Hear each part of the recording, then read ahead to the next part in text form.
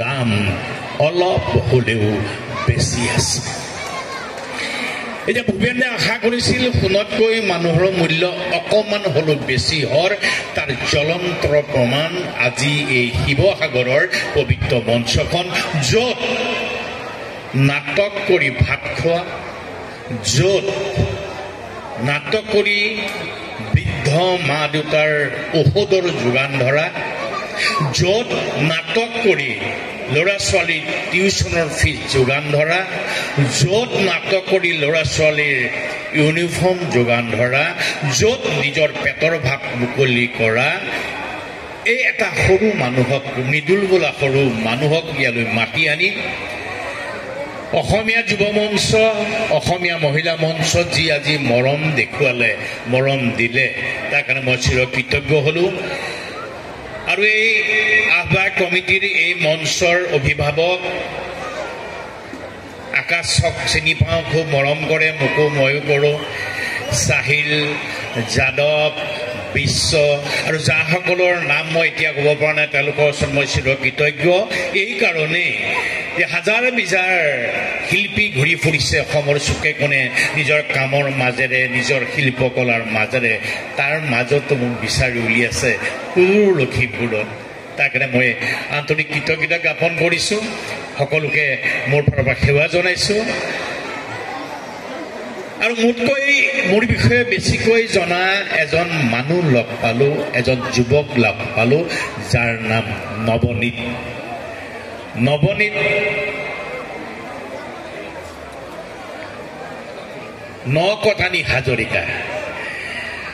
মোৰ জন্মৰ পৰা এতিয়ালৈকে যিমানখিনি কথা মোৰ মা দেউতাই জানে, যিমানখিনি কথা মই মা দেউতাৰ পৰা শুনিছোঁ, সিমানখিনি কথাই আজি মই তেওঁৰ পৰা শুনিছোঁ। মোৰ বিষয়ে ইমানখিনি খবৰ লোৱাৰ কাৰণে তোমাক মই কৃতজ্ঞতা জ্ঞাপন কৰিছোঁ। আমি নাটক কৰি ভাত খোৱা মানুহ, এই সময় কথা কোৱাৰো সময় নহয়, কথা শুনাৰো সময় নহয়। এয়া বিহুৰ সময়, সংগীতৰ সময়, ঢোলৰ বাজানা শুনাৰ সময়, পেপাৰ মাত শুনাৰ সময়, নাচনীৰ লাহি কঁকাল ভঙাৰ সময়। তাৰ মাজতো মাতি আনিছে এজন নাটক কৰা মানুহক, যিজন মানুহৰ চিনাকি কেৱল নাটক, নাটক, নাটক, বিশুদ্ধ নাটক। যিহেতু মই নাটকৰ মানুহ, নাটকৰ মাজেৰে আপোনালোকক মই সমাজৰ কথা ক'বলৈ চেষ্টা কৰোঁ, কৰি যাম। আজি মোক যি মৰম দিলে, এই মৰমৰ যোগ্য মই কিমান দূৰ হয় নহয় মই নাজানো, কিন্তু মৰমৰ যোগ্য বুলি ভবাৰ কাৰণে মই পুনৰবাৰ সকলোকে সেৱা জনাইছোঁ। ৰাতিপুৱাৰ পৰা এতিয়ালৈকে মোৰ লগত এই কৰ্মব্যস্ততাৰ মাজতো প্ৰতিজন যুৱক, অসমীয়া যুৱ মঞ্চৰ প্ৰতিজন যুৱক মোৰ লগত আছে,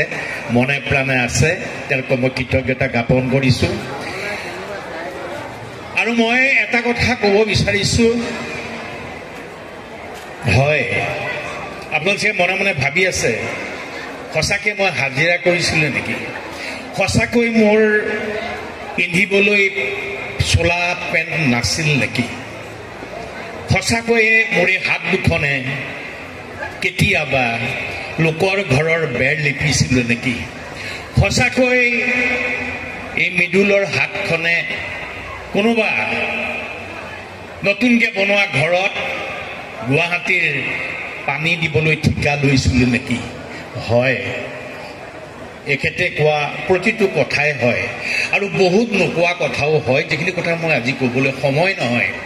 এটা কথাই কওঁ, মোৰ মা দেউতাই জন্ম দিয়াৰ পিছত এটা কথাই কৈছিল,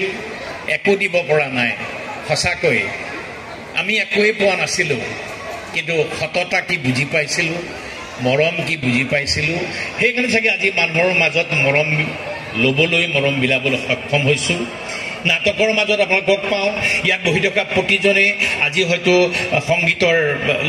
শ্ৰোতা দৰ্শক, কিন্তু এই সকলো মোৰ কাৰণে সন্ধিয়া হৈ পৰে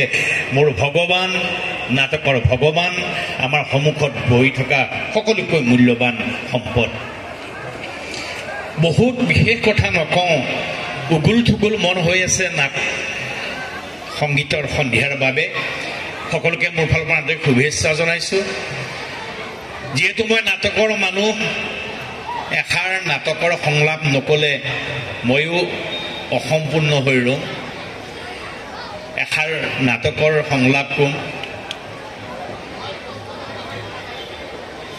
তই মোৰ একোৱেই নহয়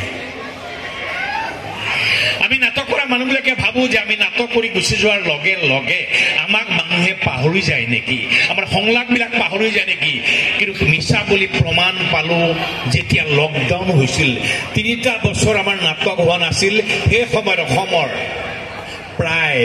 5,000 ল'ৰা ছোৱালীয়ে মোৰ এটা সংলাপ টিকটক কৰিছিল শব্দৰ মাজেৰে মৃদুলক জীয়াই ৰাখিছিল তেওঁলোকক মই শিৱসাগৰী পবিত্ৰ মঞ্চৰ পৰা আন্তৰিক কৃতজ্ঞতা জ্ঞাপন কৰিছো আৰু এই সংলাপটি ক'ব বিচাৰিছো সংলাপৰ পটভূমিটো নকলে সংলাপৰ মাধুৰ্যতা বিচাৰি নাপাব সেইখন নাটকত মই এজনী ছোৱালী ভাল পাইছিলো ক'ব পৰা নাছিলো ছোৱালীজনী বিয়া হৈ গ'ল বিয়া হৈ কিবা কাৰণে ঘৰলৈ উভতি আহিল তাৰ পিছত মই সমানেই মৰম কৰিছিলো সমানেই চেনেহ কৰিছিলো সমানেই পৰিচৰ্যা কৰিছিলো সুধিছিল এদিন আৰে মইতো বিয়া হৈ গুচি গ'লো তই মোক কিয় মৰম কৰ কি হয় মই তোৰ তেতিয়া মই কৈছিলো মোৰ চৰিত্ৰটোৱে কৈছিল একো নহয় তই মোৰ একোৱেই নহয় একো নহয় বাবে তোক মৰম কৰিছো তোক চেনেহ কৰিছিলো কাৰণ তই মোৰ একোৱেই নহয় আৰে চালা বাপেৰৰ ওচৰত টিউচন কৰিবলৈ যাওঁ মনে মনে তোৰ চকুলে পাওঁ তই চালে চকু লমাই আনো এইবাবে যে তই মোৰ একোৱেই নহয় বিয়া বিয়া হৈ গুচি গলি হোমৰ কাষত বহিলি হেনু ললি উৰণি ললি দপদপকৈ হোমৰ জুই জ্বলি উঠিল তোৰ বিয়াৰ হোমৰ কাষত বহি মোৰ চিঞৰি চিঞৰি বুকুত ভুকুৱাই কান্দিবলৈ মন গৈছিল নাকান্দিলো এইবাবে যে তই মোৰ একোৱেই নহয় ধন্যবাদ অকণমান ক'বলৈ সুবিধা দিয়াৰ কাৰণে আৰু মই ভূপেন দা মোৰ জীৱনৰ এটা অহংকাৰ ভূপেন দাক লৈ মই 2খন নাটক কৰিছিলোঁ মোৰে সৌভাগ্য 2খন নাটকৰ নায়ক ময়ে আছিলোঁ ভূপেন দাই মোক মৰম কৰিছিল মই অহংকাৰ কৰোঁ এটা সৰু কোঠাত ভূপেন দাৰ লগত মই একেলগে 1 ঘণ্টা উশাহ নিশাহ লৈছিলোঁ আগদিনাখন ভূপেন দাই মোৰ নাটক চাইছিল জীৱনৰ শেষখন নাটক চাইছিল ভূপেন দাই ভুল নুবুজিবা ভূপেন দা মঞ্চৰ তলৰ পৰা ভূপেন দাক বাৰে বাৰে ভূপেন দাই মোক মাতি আছিল মোক ভূপেন দাই বহুত মৰম কৰিছিল মোক ভূপেন দাক মৃদুল বুলি কেতিয়াও মনা নাছিল মোক তামিল হিৰো বুলি মাতিছিল দেখাত ক'লা মলা অলপ মোক তামিল হিৰো বুলি মাতি তেতিয়াই কৈছিল এই তামিল নামিয়া মই নামি গৈছিলোঁ তেতিয়া মোক ভূপেন দাই কৈছিল যে কাইলৈ ৰাতিপুৱা 10 বজাত তুমি মোৰ ঘৰলৈ যাবা মই পাগলৰ দৰে হৈছিলোঁ ভূপেন দাই মাতিছে মোৰ এতিয়াও মনত আছে গুৱাহাটীৰ জেবিজৰ পৰা ভূপেন দাই খাই ভাল পোৱা মই মিঠাই লৈ গৈছিলোঁ ভূপেন দাই মিঠাই খাইছিল আৰু বুকুত সোমাই মৰম কৰিছিল এই ভূপেন দাৰ এটা সংলাপ মই ক'ম যিখন নাটক মই কৰিছিলোঁ শৈশৱতে ধেমালিতে সেই সংলাপটো কিন্তু প্ৰতিজন মানুহৰ অসমীয়াৰ প্ৰতিজন মানুহৰ অতি প্ৰয়োজনীয় সংলাপ সকলোৱে শুনা সংলাপ সকলোৱে সেই সংলাপটোক মূল্য দিয়া উচিত যে জীয়াই থাকি এখন সমাজ গঢ়িবলৈ মোৰ মন আছে জীয়াই থাকি এখন সমাজ গঢ়িবলৈ মোৰ মন আছে য'ত সোণতকৈও এই মানুহৰ দাম অলপ হ'লেও বেছি আছে বিশেষ কথা নকওঁ সকলোৱে মৰম দিলে এতিয়া মৰমৰ সময় ইয়াৰ আকাশে বতাহে মৰম উৰি আছে যিমানখিনি মই পাৰোঁ মই বুকুত মৰম লৈ যাম ইয়াৰ পৰা আৰু আপোনালোকৰ বহুমূলীয়া সময়খিনিক মোক দিয়াৰ কাৰণে মই চিৰ কৃতজ্ঞতা জ্ঞাপন কৰিছোঁ সুখেৰে থাকক আপোনালোকে এটা আশীৰ্বাদ কৰক মই থিয়েটাৰৰ মানুহ মই পণ কৰিছোঁ এখন থিয়েটাৰ প্ৰত্যেকেই জানে বিশুদ্ধ নাটক কৰাৰ মই পণ কৰিছোঁ ৩৩টা বছৰ কৰি আছোঁ আৰু কৰি যাম নাটকৰ মাধুৰ্য অন্তত মই থিয়েটাৰত হেৰাবলৈ নিদিওঁ নাটকৰ আজি যি বদনাম হৈছে ভ্ৰাম্যমানৰ আজি বদনাম হৈছে চাৰ্কাছ বুলি কয় আমাক চিত্ৰহাৰ বুলি কয় তাৰ পৰা বহু যোজন দূৰত মই ভ্ৰাম্যমানক থিয় কৰাৰ মই চেষ্টা কৰি আছোঁ আশীৰ্বাদ কৰিব মোৰ লগত হাজাৰজন এদিন হ'লে ওলাই আহিব নাটকৰ এই সুন্দৰ